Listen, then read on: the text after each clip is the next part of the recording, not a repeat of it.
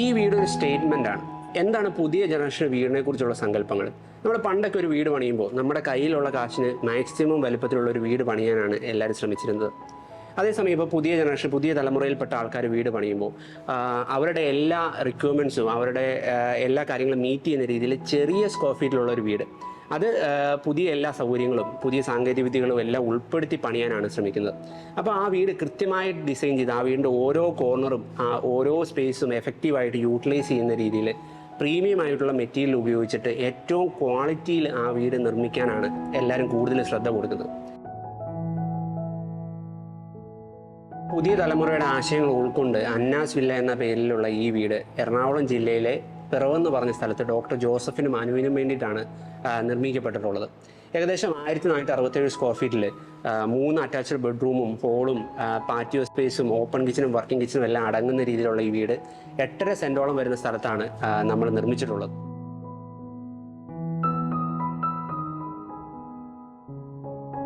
ഈ പ്ലോട്ട് ഞങ്ങൾ ആദ്യമായിട്ട് പോയിട്ട് കാണുന്ന സമയത്ത് നമ്മുടെ മനസ്സിലേക്ക് വന്ന ഒന്ന് രണ്ട് കാര്യങ്ങളെന്ന് വെച്ചാൽ, ഒന്ന്, വളരെ ചെറിയ ഒരു വഴിയാണ് ഈ പ്ലോട്ടിലേക്കുള്ളത്. തന്നെയല്ല, ഈ വഴി ഈ പ്ലോട്ടിലേക്ക് പോയിട്ട് എൻഡ് ചെയ്യാണ്.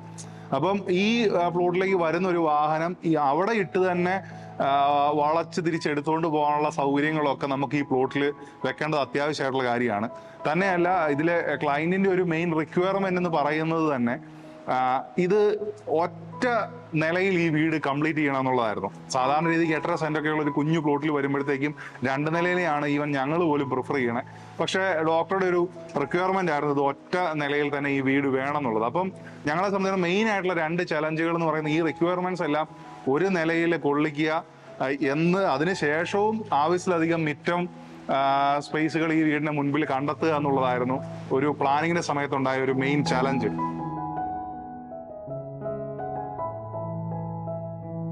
പ്ലോട്ടിലുള്ള ഈ ഒരു കൺസിഡറേഷൻസ് ഒക്കെ കാരണം തന്നെ ഈ വീടിനെ നമ്മൾ മാക്സിമം ഇതിന്റെ പുറകുവശത്തെ ബൗണ്ടറിയിലേക്ക് ഒരു മിനിമം സെറ്റ് ബാക്കിൽ ചേർത്ത് വെക്കാനായിട്ടാണ് ശ്രമിച്ചത്. ആക്ച്വലി ഈ വീടിന്റെ 3 വശങ്ങളിലും സെറ്റ് ബാക്ക് മിനിമമേ ഉള്ളൂ എന്ന് തന്നെ വേണമെങ്കിൽ നമുക്ക് പറയാം. ഇതിന്റെ മാക്സിമം സ്പേസ് മിച്ചമുള്ളതിനെ നമ്മൾ ഇതിന്റെ മുൻവശത്തെ മിറ്റത്തിലേക്ക് നീക്കി വെക്കാനായിട്ട് ശ്രമിച്ചു. അതിന്റെ ഒരു ഉദ്ദേശം എന്ന് വെച്ച് കഴിഞ്ഞാൽ ഇതിന്റെ ഈ കോർണർ ചേർത്ത് ഒരു 2 കാറിനെങ്കിലും പാർക്ക് ചെയ്യാനുള്ള ഒരു കാർ പോർച്ച്, തന്നെയല്ല അത് ഇവിടെ ഇട്ട് വളച്ച് തിരിച്ച് പോകാനൊക്കെ ആയിട്ടുള്ള സൗകര്യം തുടങ്ങിയ കാര്യങ്ങൾക്കൊക്കെ ആവശ്യത്തിലധികം സ്പേസ് നമ്മുടെ മുൻപിൽ മിറ്റമായിട്ടുണ്ട് എന്നുള്ളത് ഞങ്ങൾ വീടിന്റെ പ്ലേസ്മെന്റ് സമയത്ത് ഉറപ്പുവരുത്തി. പിന്നെ ഇതിന്റെ പ്ലാനിങ്ങിനെ പറ്റി പറയുകയാണെന്നുണ്ടെങ്കിൽ, നമ്മുടെ ഡോക്ടറുടെ ഒരു റിക്വയർമെന്റ് പ്രകാരം അദ്ദേഹം പറഞ്ഞത് അദ്ദേഹത്തിന്റെ തറവാട് വീടും അദ്ദേഹത്തിന്റെ ഫാമിലിയും ഒക്കെ ഉള്ളത് പാല എന്ന് പറയുന്ന സ്ഥലത്താണ്. അപ്പൊ ഇത് അദ്ദേഹത്തിന്റെ ജോബ് റിലേറ്റഡ് ആയിട്ട് അദ്ദേഹം താമസിക്കുന്ന ഒരു സ്ഥലമാണ്.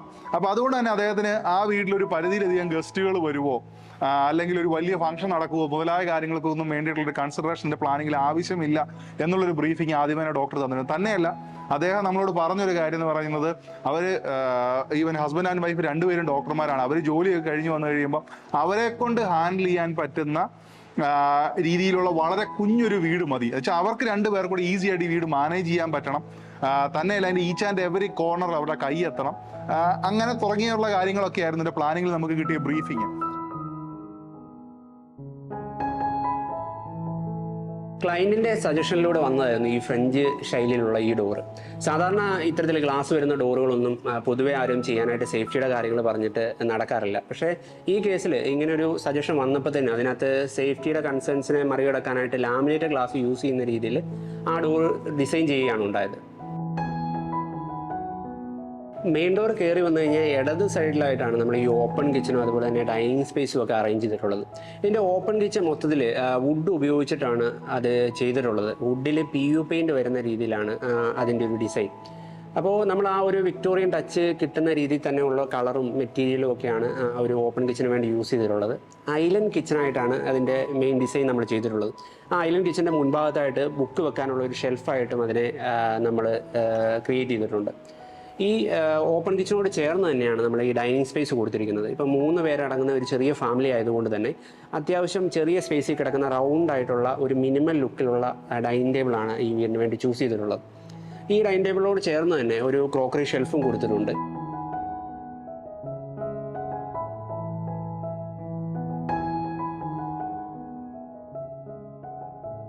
ഈ വീടിന് മൊത്തത്തിൽ 3 ബെഡ്റൂംസ് ആണുള്ളത്. നമ്മുടെ ലീവിങ് സ്പേസിനോട് ചേർന്ന് 2 ബെഡ്റൂമും അതുപോലെ തന്നെ കിച്ചണോട് ചേർന്ന് 1 ബെഡ്റൂമുമാണ് കൊടുത്തിട്ടുള്ളത്. 3 ബെഡ്റൂമും നമ്മൾ ഓരോ കളറ് ഇമ്പോർട്ടൻസ് ഓരോ കളറിന് ഇമ്പോർട്ടൻസ് കൊടുത്തിട്ടാണ് അത് ഡിസൈൻ ചെയ്തിട്ടുള്ളത്. ഇപ്പം മാസ്റ്റർ ബെഡ്റൂം ആണെങ്കിൽ അത് ലീവിങ്ങിനോട് ചേർന്നിട്ടുള്ള മുൻഭാഗത്ത് വരുന്ന ബെഡ്റൂം മാസ്റ്റർ ബെഡ്റൂം ആയിട്ടാണ് വരുന്നത്. ആ മാസ്റ്റർ ബെഡ്റൂമിലാണെങ്കിൽ നമ്മൾ ബ്ലൂവും വുഡ് ഫിനിഷും ഒക്കെ വരുന്ന രീതിയിലുള്ള ഒരു കളർ കോമ്പിനേഷനാണ് ഫോളോ ചെയ്തിട്ടുള്ളത്. അതിൻ്റെ ഹെഡ് ബോർഡിനോട് ചേർന്നിട്ടുള്ള ബ്ലൂ ഷെയ്ഡിന് കോൺട്രാസ്റ്റ് ആയിട്ട് വരുന്ന രീതിയിലുള്ള പെയിൻറ്റിങ്ങും നമ്മൾ യൂസ് ചെയ്തിട്ടുണ്ട്. അതുപോലെ തന്നെ ലിവിങ് സ്പേസിനോട് ചേർന്ന് പാറ്റിയോടെ സൈഡിൽ പുറകുഭാഗത്തായിട്ട് വരുന്ന ബെഡ്റൂമാണ് കിഡ്സ് ബെഡ്റൂം. അത് വൈബ്രൻ്റ് ആയിട്ടുള്ള കളേഴ്സ് യൂസ് ചെയ്തിട്ടാണ് നമ്മൾ ആ ഒരു റൂം ഡിസൈൻ ചെയ്തിട്ടുള്ളത്. അതിൻ്റെ ഹെഡ് ബോർഡിനോട് ചേർന്നിട്ട് നമ്മൾ ആർച്ച് ഷേപ്പിൽ ഒരു ബീഡിങ് കൊടുത്തിട്ടുണ്ട്. അതിനുള്ളിൽ ഒരു ഗ്രീൻ ഷെയ്ഡും അതിനകത്തൊരു പെയിൻറ്റിങ്ങും വരുന്ന രീതിയിലാണ് നമ്മളത് ഡിസൈൻ ചെയ്തിട്ടുള്ളത്.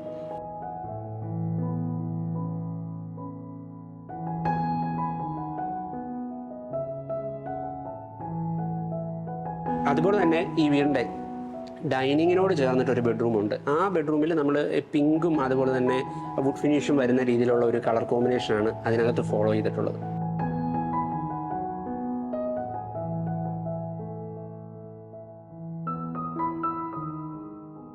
ഈ ഡോക്ടറിന്റെ ഒക്കെ റിക്വയർമെന്റ് പ്രകാരം നമ്മളൊരു ലെങ്തി ആയിട്ടുള്ള ഒരു വരാന്ത, അതിന് വലിയ വിട്ടൊന്നുമില്ല എന്നാൽ അത്യാവശ്യം ലെങ്ത് ഉള്ളൊരു വരാന്ത ഈ വീടിന്റെ മുൻപിൽ വെച്ചു.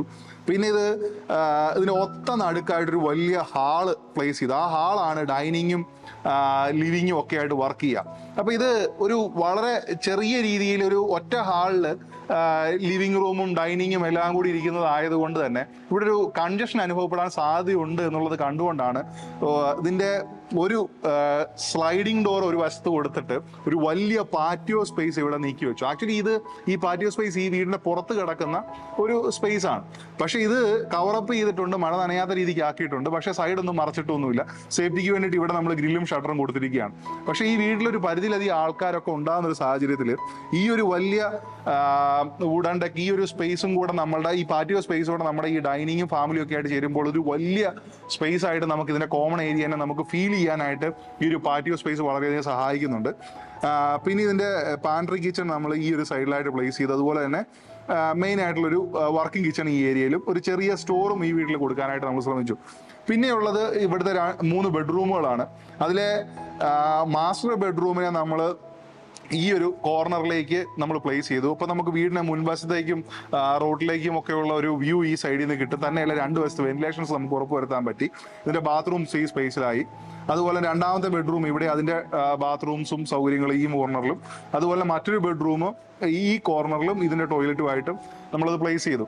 അപ്പൊ ആക്ച്വലി ഒരു വളരെ കോമ്പാക്റ്റ് ആയിട്ട് എന്നാൽ ഈസി ആയിട്ട് എല്ലാ കോർണറുകളിലേക്കും കണ്ടെത്തുന്ന രീതിക്ക് തന്നെയല്ല ഇതിനകത്ത് ഒരു ഫർണിച്ചറിന്റെ ഒക്കെ ലേ ഔട്ട് നമ്മൾ ശ്രദ്ധിച്ചാൽ അറിയാം. വെച്ച് കഴിഞ്ഞാൽ ഒരു സ്പേസ് പോലും എങ്ങും മിസ് ഔട്ട് ആകാനായിട്ട് ശ്രമിച്ചിട്ടില്ല. അതായത് ഓരോ സ്പേസ് അതിന് അഡിക്വേറ്റഡ് എത്ര വേണമോ അത്രയും സ്പേസ് മാത്രമേ ഓരോ സ്പേസിൽ നീക്കി വെച്ചിട്ടുള്ളൂ. കാരണം ഇവിടുത്തെ ബെഡ്റൂമുകളുടെയൊക്കെ സൈസ് ഒക്കെ ആണെങ്കിലും 10x12, അതുപോലെ തന്നെ 12x11, 12x11 മേലുള്ള ഒരു റൂം തന്നെ ഈ വീട്ടിലില്ല എന്ന് വേണേൽ പറയാം. അപ്പൊ അത്രയും ചെറിയ സ്പേസിന്റെ ഉള്ളിൽ ഈ മാക്സിമം സൗകര്യങ്ങൾ കൊണ്ടുവരാനുള്ള രീതിക്ക് വളരെ കോമ്പാക്റ്റ് ആയിട്ട് ചെയ്തൊരു വീടാണിത്.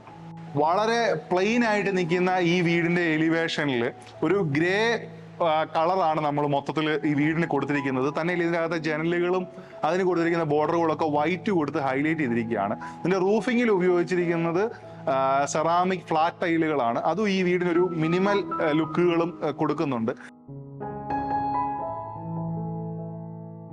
മിനിമൽ ലുക്കിനെ കളങ്കം ചാർത്താത്ത രീതിയിൽ ടെൻസൈൽ ഫാബ്രിക് ഉപയോഗിച്ച് 2 കാർ പാർക്ക് ചെയ്യുന്ന വളരെ മിനിമൽ ആയിട്ട് മാത്രം എലിവേഷനിൽ ഇടപെടുന്ന ഒരു കാർ പോർച്ചും അതിന്റെ ഫ്രണ്ടിൽ കൊടുക്കാനായിട്ട് ശ്രമിച്ചു. തന്നെയല്ല ഇതിന്റെ മുൻഭാഗത്തെ മുറ്റത്ത് നമ്മൾ അങ്ങനെ വലിയൊരു ഗ്രീൻ സ്പേസ് ആയിട്ടുള്ള പ്ലാന്റുകളോ അല്ലെങ്കിൽ പുല്ലുകളോ ഒന്നും കൊടുത്തിട്ടില്ല. എല്ലാ ഏരിയ തന്നെ പേവിംഗ് സ്റ്റോൺ വിചരിച്ചിട്ട് അങ്ങ് ഭംഗി വരുത്തുകയാണ് ചെയ്തിരിക്കുന്നത്. എന്ന് വെച്ച് കഴിഞ്ഞാൽ ഇത് ഒരു പരിധിയിലധികം നമുക്ക് അങ്ങനെ ലാൻഡ്സ്കേപ്പ് ചെയ്ത് ഗ്രീൻ പാച്ചുകളൊക്കെ ഉണ്ടാക്കി കളയാനുള്ള സ്ഥലം ഈ പ്ലോട്ടിലില്ല. കാരണം ഇതിന്റെ ഓരോ ഈച്ച് ആൻഡ് എവരി സ്പേസ് ഈ പ്ലോട്ടിൽ നമുക്ക് യൂസബിൾ ആവണം ഓണർക്ക് എന്നുള്ളത് വളരെ നിർബന്ധമുണ്ടായിരുന്നു.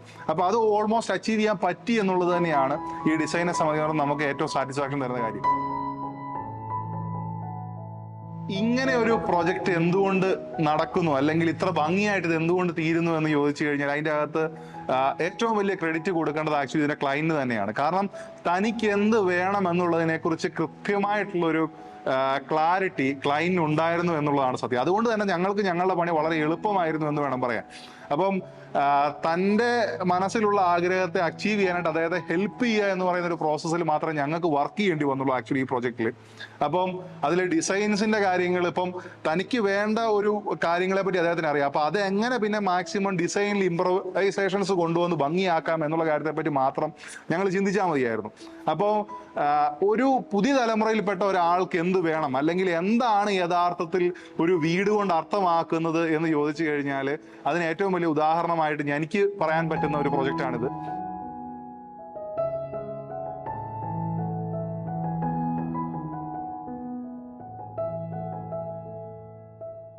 ഒരു ആർക്കിടെക്ട് എന്നുള്ള രീതിയിൽ ഞങ്ങൾക്കും ഞങ്ങളുടെ ഊഹം ശരിയാണെന്നുണ്ടെങ്കിൽ ഒരു ഉടമ എന്നുള്ള രീതിയിൽ ഇതിന്റെ ക്ലയന്റിനും വളരെയധികം മാനസിക സംതൃപ്തി തരുന്ന ഒരു പ്രൊജക്ട് തന്നെയാണ് ഈ ഒരു അന്നാസ് വില്ല.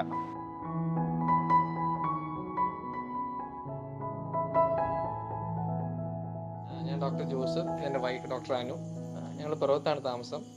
അപ്പോൾ ഞങ്ങളൊരു വീട് വെക്കുന്ന ഒരു കാര്യം ആലോചിച്ചപ്പോൾ തന്നെ ഞങ്ങൾ വീട്ടിലാകെ 3 പേരേ ഉള്ളൂ. ഒരു ചെറിയൊരു വീട്, മെയിൻ്റനൻസ് കുറവ്, ഒരു വലിയൊരു മെയിൻ്റനൻസ് ഞങ്ങൾക്ക് സമയവും ഇല്ല. അങ്ങനെ ഒരു ഇതിലേക്ക് പോവാതെ ഞങ്ങൾക്ക് വേണ്ട റിക്വയർമെൻറ്റ്സ് എല്ലാം ഒരു ചെറിയൊരു സ്പേസിലേക്ക് ഇൻക്ലൂഡ് ചെയ്ത് തരണം എന്നാണ് നമ്മൾ ഗ്രീൻ ആഷ് വില്ലയിൽ കണ്ടപ്പോൾ പറഞ്ഞത്. ഒരു വ്യത്യാസമുള്ളൊരു വീടായിരിക്കണം എന്ന് പറഞ്ഞിരുന്നു. സ്പെസിഫിക് ആയിട്ട് അങ്ങനെ റിക്വയർമെൻറ്റ്സ് ഒന്നും ഞങ്ങൾ തന്നെ പറഞ്ഞിട്ടില്ല. 3 ബെഡ്റൂം ഹൗസ് അത്രയേ ഉള്ളൂ. പിന്നെ എല്ലാം അടുത്തടുത്തായിരിക്കണം, എയറി ആയിരിക്കണം എന്നും പറഞ്ഞിരുന്നു. വേറെ ബാക്കി അവർ ഡെവലപ്പ് ചെയ്തെടുത്തതാണ്. നല്ല ക്രോസ് വെന്റിലേഷൻ വേണം, നല്ല ഓപ്പൺനെസ് വേണം എന്നായിരുന്നു പറഞ്ഞിരുന്നത്. പിന്നെ ഞങ്ങൾക്ക് ഏറ്റവും കൂടുതൽ ടൈം സ്പെൻഡ് ചെയ്യുന്നത് ഈ പാഷ്യോ ഏരിയയിലാണ്. മോൾക്കാണെങ്കിലും ഫ്രണ്ട്സൊക്കെ വരുമ്പോൾ കളിക്കാനായിട്ട് ഈ പാഷ്യോ ഏരിയയിലാണ് കൂടുതലായിട്ട് ടൈം സ്പെൻഡ് ചെയ്യുന്നത്.